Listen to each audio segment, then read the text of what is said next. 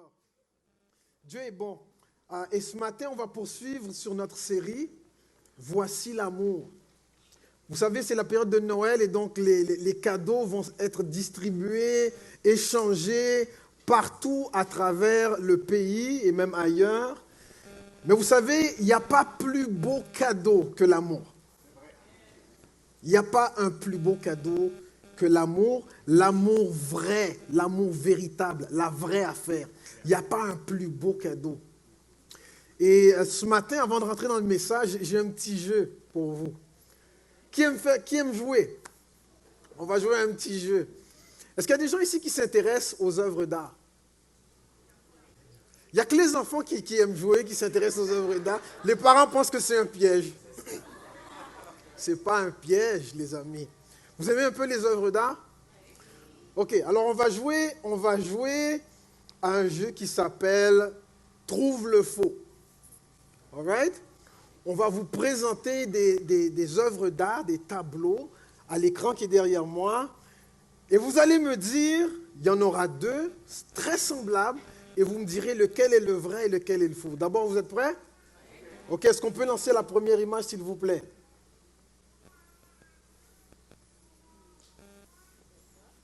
On va lancer...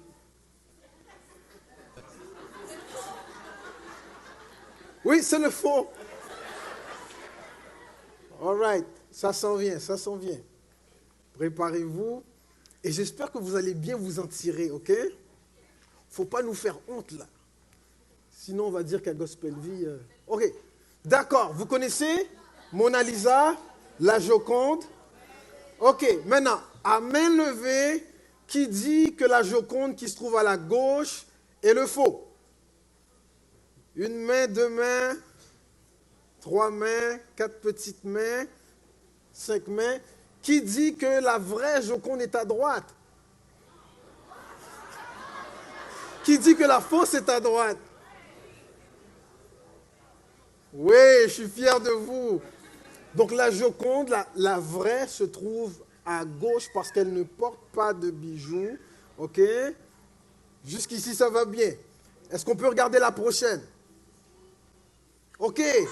L'autoportrait de Van Gogh. Vous connaissez Van Gogh? D'accord. Ok, à main levée. Qui dit que le faux est à gauche? Une main, deux mains, trois mains, quatre, cinq, six. En haut aussi. Ah, il y a quelques mains. Donc vous dites que le faux est à gauche. Qui dit que le faux est à droite? Ah, il y a quand même pas mal de mains. Le faux est à gauche. Ouais. Ça va, il y en a d'autres, ok? Vous allez pouvoir vous rattraper, là. C'est bon, c'est bon. On y va, le prochain. American Gothic. Ok? Ça, c'est de Grant Wood. Qui dit que le faux est à gauche? Non, vous n'arrivez pas à voir, hein? Toi, tu as une réponse? Qui dit que le faux est à droite? Il y en a qui prennent une chance.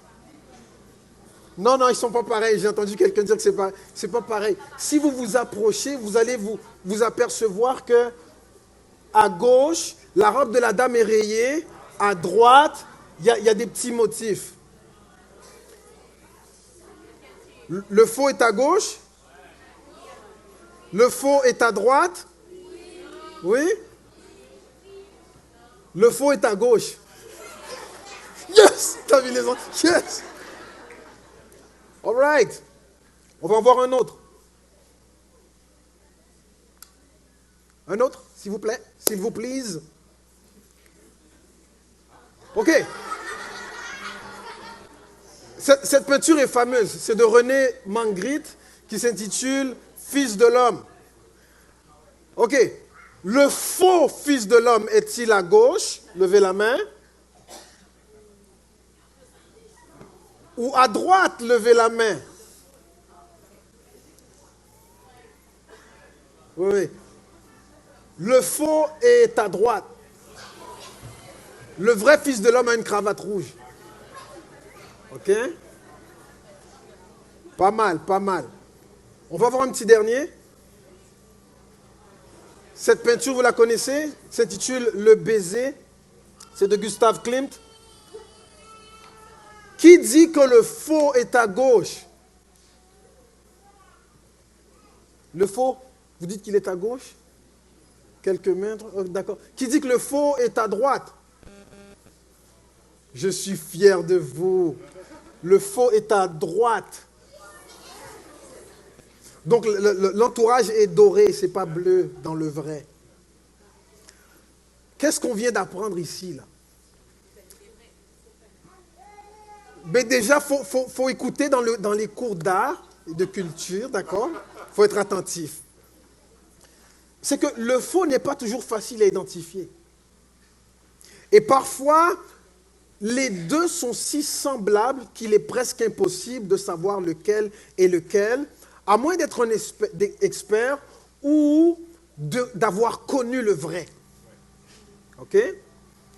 Et dans le monde, il y a tout plein de personnes qui veulent le vrai, mais qui ne sont pas toujours prêts à payer le prix du vrai. Parce qu'en règle générale, le vrai a toujours plus de valeur que le faux. C'est vrai en art, c'est vrai aussi dans la mode. Il y a peut-être quelqu'un assis à côté de vous qui semble porter du Tommy Hilfiger, mais c'est du Tommy Hilfiger, vérifié. Vérifié, on ne sait jamais. Puis la raison toute simple, peut-être que ça coûtait moins cher que la vraie affaire. Mais comme ça se ressemble, on ne pose pas de questions. Mais ces choses que je dis là ce matin sont aussi vraies dans le domaine de l'amour. Il y a le vrai amour et il y a l'imitation, la copie, le faux. Et ce matin, on va parler de l'amour. On parle de l'amour vrai, l'amour authentique, l'amour véritable. À quoi est-ce que ça ressemble? Comment je sais si l'amour que je vis, l'amour que je donne est authentique ou si l'amour que je donne, c'est une imitation du vrai? Et comment je fais pour passer de l'imitation à l'authentique? C'est ce qu'on va voir ce matin.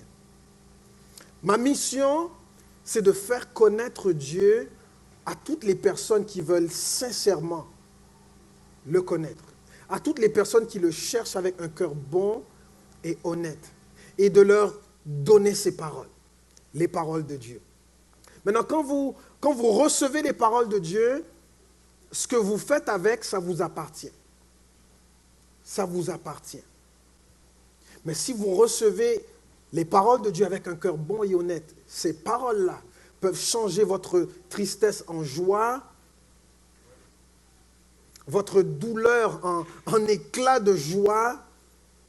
Elles peuvent changer votre cœur malade en un cœur guéri, en santé, votre angoisse en paix, parce que les paroles de Dieu ont le pouvoir de faire ça. Les paroles de Dieu peuvent vous changer, faire de vous des gens matures à l'amour authentique. Mais pour vivre ces choses-là, il faut être prêt à changer. Et tout le monde ne veut pas changer. Je vais lire un texte qui se trouve dans Matthieu chapitre 22. Ce sont les paroles de Jésus. Et après, je vais vous parler de cet amour authentique-là. À partir du verset 34, je lis dans la version français courant pour ceux qui prennent des notes. Et ça dit simplement, quand les pharisiens apprirent que Jésus avait réduit au silence les Sadducéens, ils se réunirent. Et l'un d'eux, un maître de la loi, voulut lui tendre un piège et lui demanda, « Maître,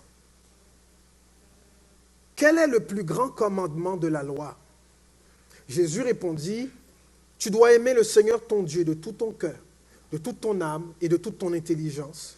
C'est là le commandement le plus grand et le plus important. Et voici le second commandement qui est d'une importance semblable. Tu dois aimer ton prochain comme toi-même. Toute la loi de Moïse et tout l'enseignement des prophètes dépendent de ces deux commandements. » Toute la loi de Moïse et tous les enseignements des prophètes, en d'autres mots, toutes les paroles que Dieu nous a données se résument en ceci. Aime Dieu, aime ton prochain. Ok, d'accord, mais qu'est-ce que ça veut dire aimer? Qu'est-ce qu'on doit comprendre par là? Est-ce que c'est juste avoir de bons sentiments à l'égard d'une personne? Ou est-ce que ça va... Non, tu as raison. Ou est-ce que ça va beaucoup plus loin que ça? Aimer Dieu, moi je veux bien, mais l'aimer comment? Ça veut dire quoi aimer Dieu de tout mon cœur, de toute mon âme et de toute mon intelligence? Quand on dit je dois aimer Dieu de tout mon cœur, ça veut dire que rien n'est plus important pour moi que lui. Je le cherche plus que tout.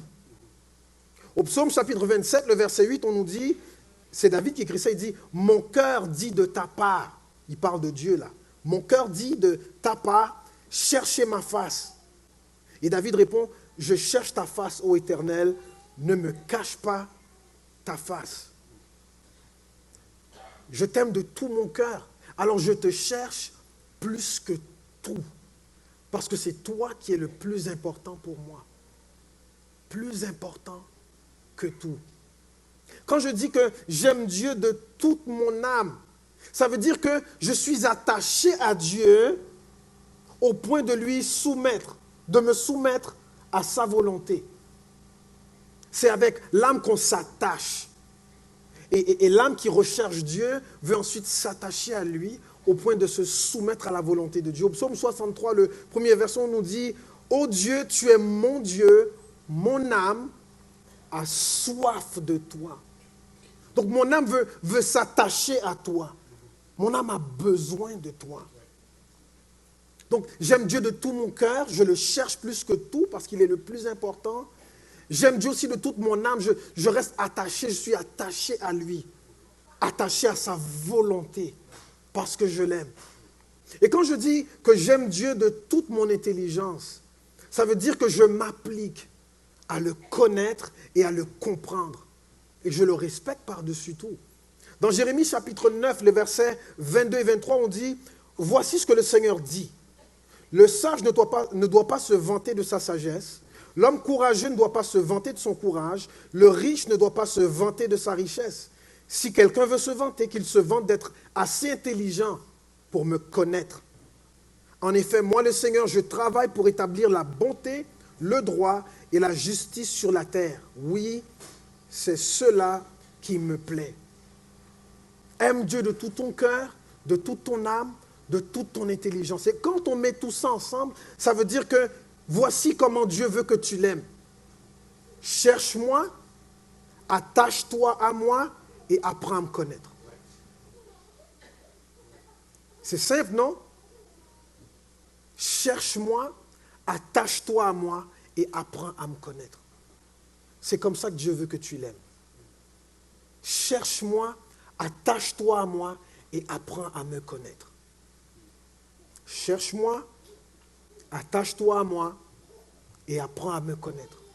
Et ça veut dire que Dieu veut avoir avec toi une relation authentique. Pas quelque chose de superficiel, pas un semblant de spiritualité, pas une imitation. Dieu veut une relation profonde et authentique avec toi. Dis à ton voisin, oui, oui, toi. Dieu veut une relation authentique. Je veux que tu me cherches, je veux que tu t'attaches à moi et je veux que tu apprennes à me connaître.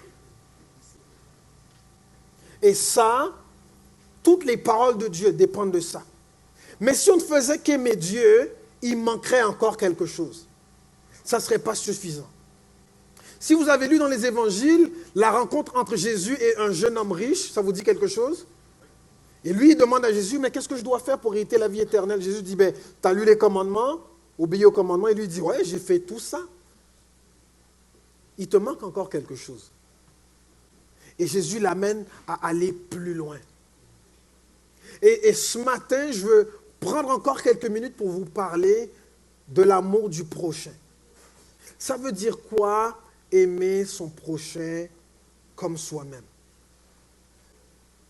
Je le résume ainsi, ça veut dire prendre autant soin des autres que tu prends soin de toi-même.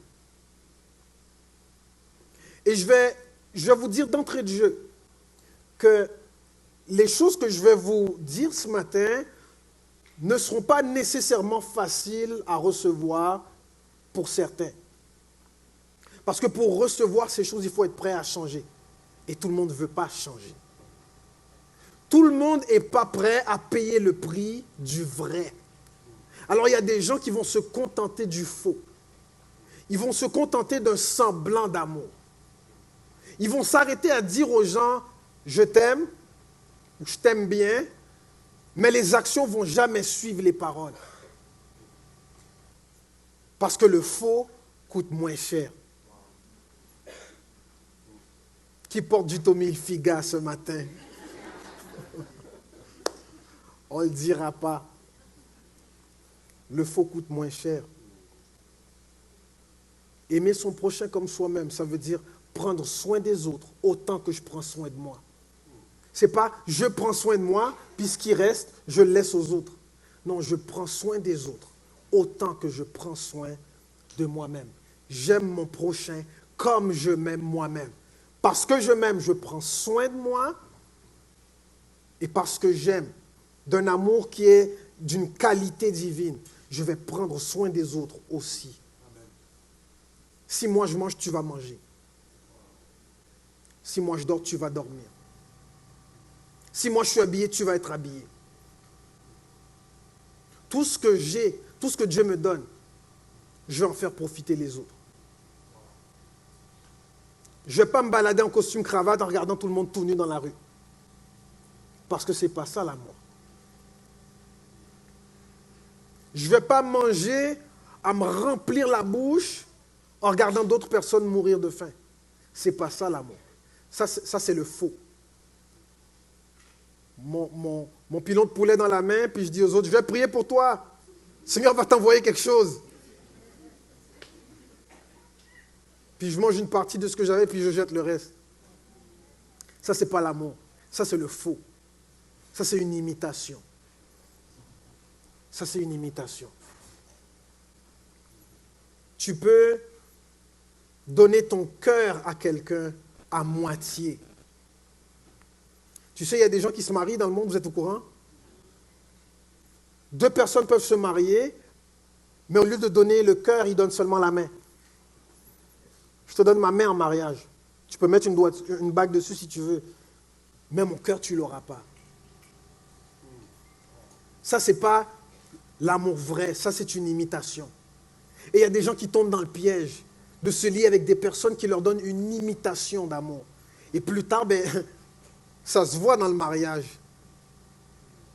Dans la communauté haïtienne, tu sais, les bijoux qui ne sont pas du vrai or, il y a une expression pour ça? Chrysocale. Ça veut dire ça, c'est fake. Eh bien, des fois, tu peux te lier à une personne et l'amour que cette personne-là te promet, c'est du chrysocale. Mais si toi, tu ne sais pas faire la différence entre un amour vrai, authentique et du chrysocale, tu vas rentrer dans le mariage, puis à un moment donné, tout le monde va voir que ça pâlit un peu ton affaire. Le chrysocale, tu ne prends pas ta douche avec nécessairement. Right? Right. Une fois, je me suis fait avoir. J'étais jeune, ok? C'était à Noël. Plusieurs années. J'avais beaucoup d'argent, j'étais magasiné au centre-ville et tout ça. Et je reviens, je suis au centre-ville, je me retrouve au métro P9 et il y a un gars qui vend des bijoux, des bagues en or au métro P9. Je me rappelle encore de sa face, le gars, mais je ne l'ai plus jamais revu. Et puis il me montre la bague, il dit, je vends ça parce que j'ai besoin d'argent, je suis vraiment mal pris, puis ça appartenait à, je t'en fais un bon prix, donne-moi $50 pour. Je dis, ouais, puis c'était une grosse bague, ça brillait et tout ça. Moi, je ne m'y connaissais pas beaucoup, tu sais, j'étais jeune. Je dis, ok, tu sais, il me reste encore de l'argent, je lui donne mon 50$, donne la bague, le gars disparaît. J'arrive à la maison, puis je montre la bague à ma grande sœur, je dis, yo, regarde, j'ai eu une aubaine, tu sais, qu'est-ce que j'ai acheté au métro P9, man? Ma sœur prend la... Puis les femmes, elles sont plus habituées que les hommes en général. Ma femme prend la bague, elle fait ça, pas ma femme, ma sœur, ma grande sœur. C'est léger, ça, pour une bague de 14 carats. T'es sûr? Je dis, ben oui, le gars, il m'a dit, il était mal pris, il voulait s'en débarrasser, c'est pour ça qu'il l'a fait pas cher comme ça. Ma soeur prend la bague, puis elle va la gratter et puis là, ça devient noir. Elle dit, yo, t'as acheté du chrysocalme, le gars. Je me suis fait avoir. Je me suis fait avoir. Mais c'est pas grave, ça m'a seulement coûté $50. Je peux survivre à ça, j'ai pas fait faillite. Mais il y a des gens qui font faillite parce qu'ils reçoivent un amour faux, une imitation du vrai. Ils pensaient que c'était la vraie affaire, mais ce n'était pas le vrai. Quelqu'un qui t'aime seulement en parole et pas en action, ce n'est pas du vrai. Ça, c'est une imitation. C'est une imitation. Et Jésus nous dit, aime ton prochain comme toi-même. Pas moins que toi-même, comme toi-même. Dans le sens de prends soin des autres, comme tu prends soin de toi. C'est ça le vrai amour. Toutes les paroles de la Bible dépendent de ça. Si tu as lu la Bible d'un couvert à l'autre et que tu n'as pas compris que tu dois aimer Dieu par-dessus tout et que tu dois prendre soin des autres autant que tu prends soin de toi, c'est que tu n'as rien compris à ta lecture. Recommence. Tu n'as rien compris. Tu n'as rien compris. Tu dois lire et laisser la parole de Dieu te pénétrer. Laisser la Bible te convaincre, changer ta mentalité, changer ta façon de voir les choses. Jusqu'à ce que ceux qui t'observent sont capables de conclure, cette personne aime Dieu par-dessus tout et elle prend soin des autres, autant qu'elle prend soin d'elle-même. Que ce ne soit pas écrit sur ta carte d'affaires, qu'on puisse l'observer dans ta vie. Que tu aimes Dieu par-dessus tout et que tu prends soin des autres autant que tu prends soin de toi-même. Parce que c'est ça le vrai amour. Tout le reste, c'est une imitation. Ouais, mais comment tu veux que je prenne soin des autres autant que je prends soin de moi? J'en ai déjà assez avec moi-même. Il y a plusieurs façons de faire ça. Il y a plusieurs façons de faire ça. Et parfois, c'est dans des petits gestes que tu vas voir un amour authentique. Ce n'est pas obligé d'être un truc extraordinaire. Il y a des personnes qui, par exemple, lorsqu'elles font leur budget mensuel, elles mettent une petite somme de côté au cas où quelqu'un de leur entourage aurait besoin. Ces personnes sont intentionnelles. Intentionnelles dans leur amour. Quelqu'un peut, par exemple, le dimanche matin se lever et tout en sachant qu'une personne de l'Assemblée n'a pas de moyen de transport, passe la prendre chez elle. J'ai vu M. Paul le faire plusieurs fois. Ça, c'est un amour authentique. Prendre soin de l'autre comme on prend soin de soi. J'ai vu des personnes qui préparent à manger et se rappellent que pourrait faire du bien à telle autre personne. Je vais en faire un petit peu plus. Je vais lui en apporter ou je vais l'inviter à la maison. Ça, c'est un amour. J'ai vu Madame Malvoisin faire ça plusieurs fois. Ça, c'est un amour authentique. Ce n'est pas du chrysocale, ça. C'est du vrai. Vous savez, lorsque Dieu a créé Adam, il lui a confié de cultiver le jardin. Et on dit que c'est comme ça qu'est née la notion du travail pour l'homme. Mais il faut voir plus loin que ça, au-delà du travail. Pourquoi est-ce que Adam cultivait le jardin? C'était pour prendre soin des autres. Et on est dans le même bateau que lui, parce que tout ce qu'on fait contribue à prendre soin des êtres humains. Levez la main si vous êtes dans la santé, si vous travaillez dans le domaine de la santé. Tu travailles dans la santé, toi? Tu as 8 ans? C'est bon, il y a peut-être une prophétie là. Est-ce qu'il y a des gens en informatique, en administration, en droit? Ok. Il nous faut des avocats, Pasteur Freddy. C'est vrai. Ah oui, c'est vrai. Est-ce qu'il y a des gens dans la restauration ou dans l'hôtellerie? Tout ce que vous faites contribue à prendre soin des êtres humains. Nous sommes tous dans le business de prendre soin des êtres humains. Et donc, on est déjà dans cet appel-là, dans cette dynamique-là. Et je voudrais dire ce matin qu'il qu'il n'y a pas de plus grande vocation que de mettre sa vie au service des autres.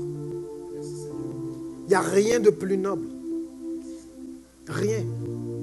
Il n'y a pas de plus grande vocation que de mettre sa vie au service des autres. Et quand on comprend les choses comme ça, on réalise qu'il n'y a pas un emploi ou une profession plus belle qu'une autre dans l'absolu. Parce qu'on est tous dans la business de prendre soin des êtres humains, de toute façon. Parce que c'est ça la plus grande vocation. Et Jésus nous en a donné l'exemple.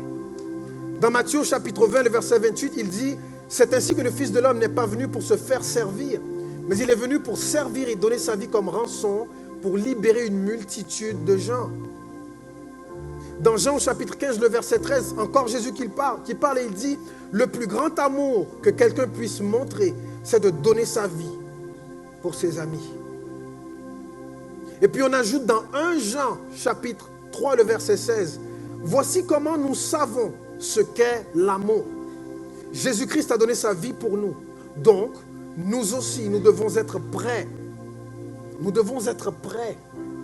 Nous devons être prêts à donner notre vie pour nos frères. L'amour véritable, authentique, nous amène à nous préoccuper autant du bien ou des besoins des autres que de nos propres besoins. Je vais répéter ce que j'ai dit tout à l'heure. Il n'y a pas de plus grande vocation que de mettre sa vie au service des autres. Vous savez, la beauté de Noël, c'est que c'est l'occasion pour plusieurs de donner des cadeaux et d'échanger des cadeaux. Mais ce Noël, ne faites pas que donner des cadeaux. Soyez un cadeau pour votre entourage. Soyez un cadeau. Ne vous contentez pas de dire aux gens que vous les aimez. Montrez-leur que vous les aimez. Parce que si ça s'arrête à des paroles, ce n'est qu'une imitation de l'amour véritable. Ce n'est pas le vrai amour. Si mon amour se limite à des paroles, si je ne suis pas prêt à mettre des actions derrière mes paroles pour les accompagner, ce n'est pas le vrai amour. Ce n'est qu'une imitation. Ce n'est qu'une imitation. Et comment est-ce que je passe du faux, de l'imitation à l'authentique? Une chose toute simple. Je dois être réellement à l'écoute des besoins des autres. Pas faire semblant. Je dois réellement être à l'écoute des autres. Et ça risque de coûter parfois. Parce que le vrai coûte toujours plus cher que le faux. Ça ne coûte rien de dire je t'aime. Mais ça coûte quelque chose de mettre la main à la pâte. Ça coûte quelque chose de t'impliquer dans la vie de quelqu'un. Aimer pour vrai coûte plus cher que de faire semblant d'aimer. Ça coûte toujours plus cher. Mais retenez ceci, un amour qui est inférieur à ce standard-là, ce n'est pas un amour véritable, ce n'est qu'une piètre imitation du vrai. Maintenant que je vous ai dit tout ça, qu'est-ce que vous allez faire avec? Dans Matthieu 13, Jésus parle de 3 types de personnes qui reçoivent ces paroles. Il dit, il y a ceux qui reçoivent mes paroles avec joie, mais ces personnes n'ont pas de profondeur et n'ont pas de racines. Alors, dès que les choses commencent à se corser, dès que ça devient difficile, dès qu'il y a une épreuve, dès qu'il y a une situation qui vient les éprouver, elles abandonnent, elles retournent à leurs habitudes. Tant pis pour les autres, tant pis pour Dieu, parce que là j'ai mal, là ça ne va pas bien. Je n'ai pas le temps pour personne. Je vais m'aimer moi. Parce qu'elles manquent de profondeur. Ce n'est pas des gens qui persévèrent facilement quand ça devient difficile. Deuxième type de personnes, ce sont ceux qui reçoivent les paroles de Jésus avec joie, mais elles sont tellement préoccupées en même temps par les soucis de la vie et tellement attirées par les attraits du monde, par le désir du confort, du plaisir, que ces choses-là viennent étouffer la parole et l'empêchent de porter du fruit. Je suis trop occupé à payer mes factures pour penser aux autres. J'ai trop de problèmes dans ma propre vie pour aimer Dieu par-dessus tout et mon prochain comme moi-même. Alors tant pis. De toute façon, on ne vit qu'une fois. Vis ta vie, je vais vivre la mienne. Et la troisième catégorie de personnes dont parle Jésus, ce sont ceux qui reçoivent ces paroles avec un cœur bon et honnête. Elles comparent ces paroles à la réalité de leur vie. Elles acceptent et prennent la décision d'apporter les changements qui s'imposent afin que leur vie puisse refléter la parole de Dieu. Afin que leur vie puisse témoigner d'un amour vrai et authentique. Et ce sont ces personnes-là qui deviennent des leaders dont le monde a besoin pour devenir meilleur. Et Dieu appelle une génération de leaders, des hommes et des femmes qui sont prêts à aimer pour de vrai, parce que ce sont eux que Dieu veut envoyer dans le monde. Pas seulement dans le ministère, mais dans toutes sortes de domaines, en informatique, en droit, en politique, dans la culture, pour apporter les changements qui vont faire une réelle différence dans le monde. Dieu appelle des hommes et des femmes, des jeunes et des moins jeunes. Dieu vous appelle, vous, à entrer dans un amour qui est authentique, un amour qui est vrai. Parce que c'est comme ça, c'est avec de telles personnes que le monde dans lequel on vit deviendra meilleur. Est-ce qu'on peut se lever, s'il vous plaît?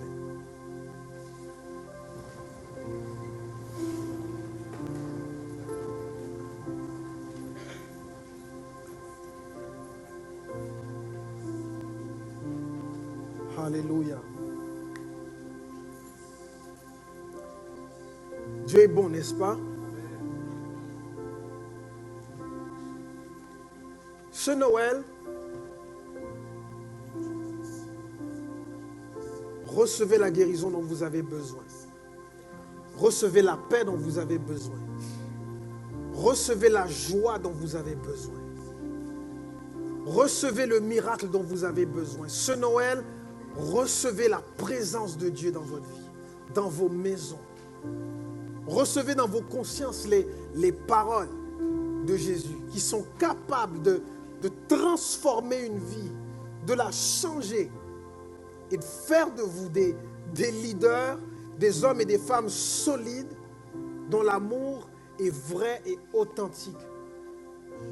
Ce Noël, recevez de la part de Dieu tous les bienfaits dont vous avez besoin.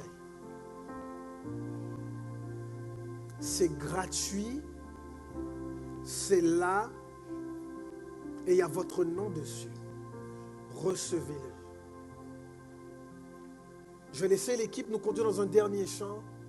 Et par la suite, s'il y a ne serait-ce qu'une seule personne ici qui aimerait qu'on prie pour elle, que ce soit pour recevoir Jésus dans son cœur, pour recevoir pour la première fois Jésus dans sa vie, approchez, on veut prier avec vous. S'il y a une personne ici ce matin qui aimerait qu'on prie pour elle parce qu'elle a besoin de guérison, approchez. Dieu aime faire des cadeaux. Et pas qu'à Noël.